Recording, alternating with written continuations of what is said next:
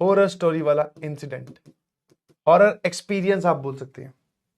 और जैसा कि आप जानते हैं, अपनी स्टोरी में पहले प्लॉट समझना जरूरी है। कौन सा प्लॉट सर? जिस प्लॉट में हम रहते थे। मकान मालिक का घर, यहाँ पे अपुन का कमरा, इधर बीच में बाथरूम और ये सब, एक पीछे कमरा। This is my room. इसमें 2 राजस्थान के लड़के और रहते थे, तो ये उनका room. This is bathroom and this is toilet room, या टॉयलेट बोल दीजिए। फ्लोर पे घर था, मतलब ground floor is the main floor, और उसके ऊपर कुछ नहीं था, सीधा आसमान। यहां पे मकान मालिक खुद रहते थे। ये एंट्रेंस है 2, यहां पे जाओ, अपनी साइकिल वाइकिल खड़ी करो, इस तरफ अपना कूलर लगा होता था। 2 एंट्री, इसमें भी 2 आप बोल सकते हैं, एक इधर से थी एंट्री और एक इधर। इधर एक छोटू कूलर लगा रखा था, बढ़िया ठंडी ठंडी हवा दे, क्योंकि गर्म तो फॉर्मूले और कॉन्सेप्ट की वजह से हो ही जाते हैं, और कोटा की गर्मी आप जानते ही हैं, थोड़ी झेली कम जाती है, तो कूलर। तो हुआ क्या, जैसे अपनी क्लासेस लगती थी, ठीक है, तो शाम को क्लास रहा करती थी 8-9 बजे तक। तो अपने रात को लेट पढ़ने वाले इंसानों में से थे कि लेट जाग कर पढ़ना है भाई, सुबह 3 बजे तक, 2:30 बजे तक, कभी कभी 3:45 बजे तक, है ना। वैसे 3:15 बजे आसपास महसूस करना कुछ ना कुछ हो रहा होगा। 350, जस्ट किडिंग। हाँ, मेरी बात जस्ट किडिंग तब तक ही लगेगी जब तक आपके साथ वो एक्सपीरियंस हो ना जाए। तो रात को जाग कर पढ़ने वालों में से थे। तो एक दिन मैं अपने स्टडी टेबल पे बैठ के पढ़ रहा था, है ना। और वैसे ही जो तुम अपने उसमें ख्यालों में रहते हो, प्रोकास्टिनेशन, ऐसे ही ऐसे बैठे बैठे कुछ पढ़ रहे हैं थोड़ा, फिर कुछ सोचने लग गए, ओ भाई हाँ, गंदा कुछ नहीं, अच्छा ही सोचने लग गए। तो अचानक से मुझे पानी भरने की आवाज आई। अच्छा, ये लोग रात को जागकर नहीं पढ़ते थे, बिकॉज इनकी सुबह वाले स्लॉट में क्लासेस हुआ करती थी। तो ये दोनों भाई टाइम से सो जाते थे भाई। टाइम से मतलब 10:30 या 11 बजे तो खराटे बज रहे होंगे इनके। अब सोचो कितनी जल्दी सो जाते थे। तो मैं तो भाई आराम से रात को जागकर पढ़ने वाले में से थे। अपने रात फिर सुबह लेट उठते थे, ये लोग सुबह जल्दी उठकर अपनी क्लासेस में जाते थे। तो ये बढ़िया शेड्यूल चल रहा था। तो एक दिन क्या हुआ, मैं पढ़ रहा था बैठा बैठा, है ना। वैसे तो एकदम सन्नाटा होता है, इतना मतलब गली वली में कोई इतने रात को ट्रैफिक चलता नहीं, तो एकदम सन्नाटा, पिन ड्रॉप साइलेंस, कोई आवाज नहीं, सब सो रहे हैं। धीमे धीमे इनके खराटों की आवाज भी कभी कभी कूलर की आवाज के बीच में से आ रही है। सब एकदम कंट्रोल में चल रहा, मैं बैठा पढ़ रहा। अचानक से बाल्टी में पानी भरने की आवाज आई।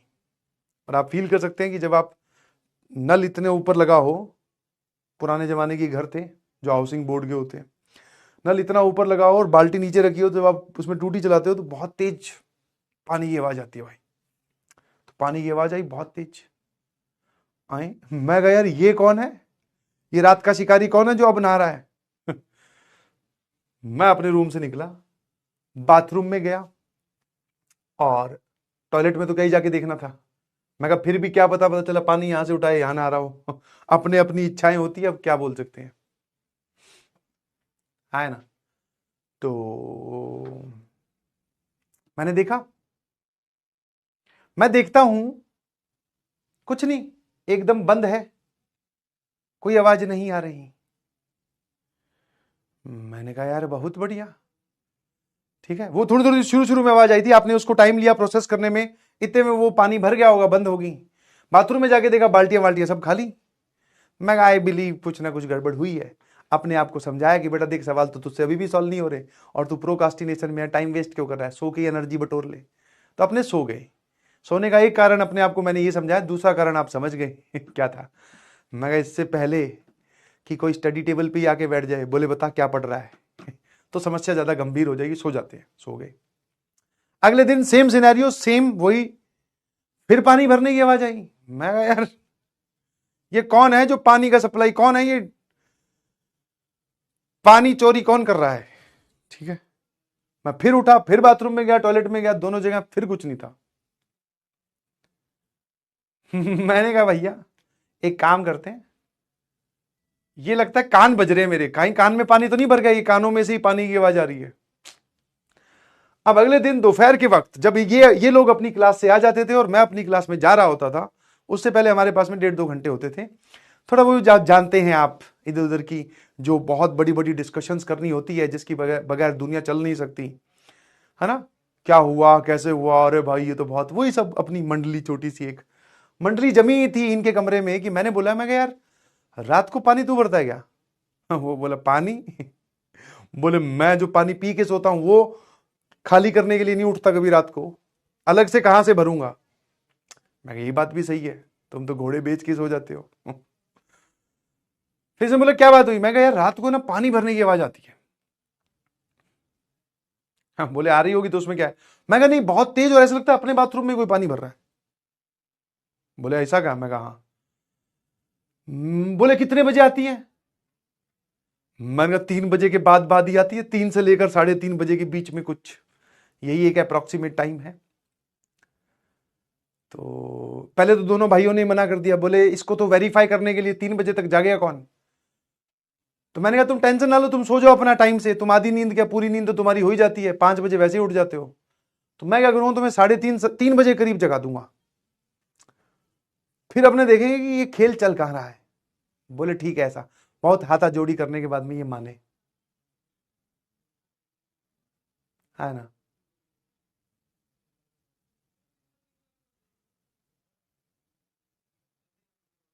ठीक है, तो मैंने बोला ठीक है आज तुम्हें उठा लूंगा। जैसे ही पानी, मैं भूल गया वापस सवाल सॉल्व करने में, या पता नहीं प्रोकास्टिनेशन में बिजी होऊंगा कहीं पे।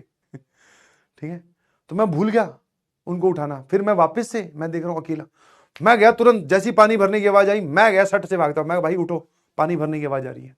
वो तब तक मुंह मुंह धो के या फिर अपनी आंखें वांखों से बाहर उठे, तब तक तो पानी भरने की आवाज बंद। तो वो समझ गए कि मामला गंभीर है, इस बार हम भी जागेंगे।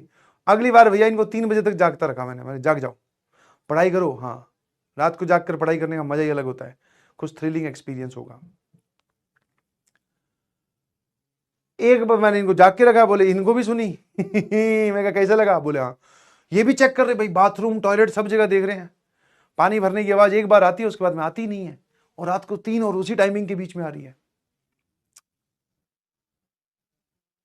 भाई साहब ये खेल हमारा काफी, मतलब हफ्ते 1.5 हफ्ते चला, बात पकड़ ही नहीं पा रहे हैं कि खेल चल क्या रहा है। फिर वैसे ही अंकल आंटी, उनका बेटा, बेटे की पत्नी और एक छोटा बेटा, मतलब उनके एक नया बेबी हुआ था, है ना। तो हमें दीदी दिखाई दी, हम उनको दीदी बोलते थे, जो भैया की पत्नी थी। मैंने कहा दीदी हम तीनों ही थे भाई, ऐसे मामले में अकेले में तो आपकी सुनवाई वैसी नहीं होगी, और आपने क्या किया, तीनों पे, तीनों मिलके मंडली बना के गए। मैं दीदी रात को पानी भरने की आवाज आती है। बोले कितने बजे? मैंने कहा 3 बजे के बाद। बोले अच्छा, वो पापा पानी भरते हैं। मैं कहा पापा तो मतलब अब वही होगा ना, ससुर जी। पहले नहीं पता था कि ससुर जी कोई पापा कहते हैं, बट मैं समझ गया, और यहां पे पापा किसको कह सकते हैं। तो मैं कहा ठीक है भाई। मैं कहा ये चलो रिलैक्स हो। मैं कहा 3 बजे क्यों भरते हैं, 4 बजे भर लो या फिर सुबह भर लो। बोले नहीं, वो क्या वाटर वर्क्स की सप्लाई ही रात को आती है ना, तो वो सोचते हैं कि पानी मैक्सिमम इकट्ठा कर ले, इतने सारे लोग अपने रह रहे हैं तो पानी का प्रॉपर यूटिलाइजेशन हो। एक बढ़िया थॉट प्रोसेस है। मैंने कहा यार ये तो बहुत अच्छी बात है, हमारे लिए कितना सोच रहे हैं और पानी वानी भर के रख रहे हैं भाई, and that is good thing, है ना।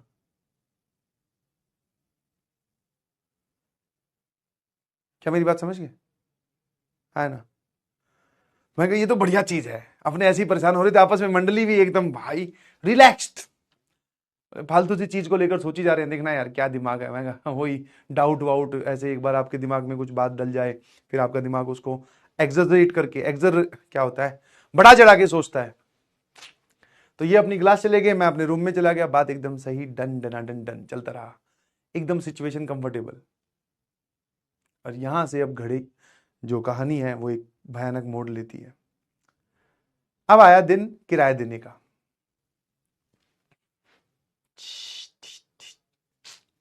एटीएम से पैसे निकलवा कर करारे करारे नोट, उस टाइम पे एटीएम में सिर्फ करारे नोट ही डला करते थे, करारे करारे नोट डाल के, हाँ, उसमें से एक आधा 100 का नोट जो करारे वाला है वो अपनी जेब में रखकर, अपनी जेब में वो जो पसीने से लथपथ जो नोट था वो इसमें फिट करके, पैसे गिनकर, शायद 1100 या 1200 रुपए थे, वो मैं किराया देने पहुंचा।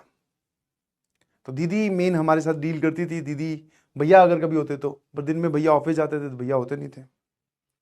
तो दीदी को मैंने कहा, ये लो दीदी इस महीने का किराया। बोले बहुत बढ़िया। वो एक डायरी में लिखती थी, हमारे साइन करवा लेती थी, और वो सब एक फॉर्मेलिटी टाइप का होता था। मैंने कहा ठीक है भाई, ठीक है। बिजली का बिल कितना है वो भी देख के अलग से मीटर लगा हुआ था। तो मैंने क्या किया, मैं अंदर जाके सोफे बैठ गया। अंदर अंदर एंटर करती लेफ्ट साइड में सोफा था, और अब मेरा जो है वो मन ढूंढ रहा। मैं कहा यार अंकल आंटी जो है वो बाहर घूमते हुए कम ही दिखते थे, मुझे तो कभी दिखे ही नहीं, क्योंकि मैं दोपहर में उठता था, मैस मैस में जाकर मैं अपने क्लास लेता था। जब तक मैं रात तक वापस आता था सब लोग ही सो रहे होते थे। तो मैं एक क्यूरियोसिटी से ढूंढ रहा था। मैं कहा यार कहाँ है अंकल, मुझे पैर छूने हैं। कि मतलब कितना पॉजिटिव थॉट प्रोसेस है कि भाई पानी नहीं वेस्ट होना चाहिए। मैं अंकल को ढूंढ रहा अपनी धीमी नजरों से। करते करते इधर दीवार पर मेरी नजर पड़ी एक फोटो पर, है ना। फोटो टंगी हुई थी एक बूढ़े आदमी की, और उस पर चढ़ा हुआ था हार, माला। दैट इंडिकेट्स कि उनकी डेथ हो चुकी है। मुझे नहीं पता वो कौन थे, मुझे नहीं पता। मैं रिलैक्स्ड एकदम, नो टेंशन। दीदी आई वापस, डायरी लेकर आई, या पता नहीं वापस कुछ पैसे देने होंगे, ठीक है, छुट्टे वुट्टे जो भी, मुझे नहीं पता। डायरी लेकर आई तो मैंने पूछा दीदी ओ अंकल कहाँ है। तो दीदी ने भी सट से रिप्लाई दे दिया, बोले अंकल की तो डेथ हो गई है। मैं कहा अच्छा है। मैं कहा एक सेकंड, ये उन्हीं की फोटो है? बोले हाँ। मैंने कहा ये उन्हीं की फोटो है क्या? बोले हाँ। मैंने कहा एक सेकंड रिलैक्स। सारा एकदम यूनिवर्स काबू में किया अपना जितना भी था। मैं कहा दीदी ये अंकल आपके क्या लगते हैं? बोले ये ससुर हैं। मैं कहा उस दिन जो आप पापा कह रहे थे वो यही है क्या? बोले हाँ। मैं कहा आप तो कह रहे थे कि ये पानी भरते रात को 3 बजे। बोले हाँ। मैं कह यार ये इतनी बड़ी सिचुएशन को इतनी इजीली कैसे बता दे रही है, या मेरे बात में मतलब मेरे को समझने में कुछ दिक्कत है? मैंने दोबारा रिकन्फर्म किया। मैं कहा आप दीदी अब डरा रहे हो, और जो मैं बात आपसे समझना चाह रहा हूं, पूछना चाह रहा हूं, वो बात आप ध्यान से सुन लो पहले एक बार। मैंने स्टेटमेंट एक बार फिर रिपीट की, सवाल समझ में नहीं आता ना बच्चों को कई बारी। मैंने कहा अंकल जो आपके ससुर वो ये हैं, इनकी डेथ हुई है, इन पे माला चढ़ी हुई है। बोले हाँ। और यही वो इंसान है जो पानी भर रहे हैं। लॉजिक। बोले मैं कहा ये कैसे? बोले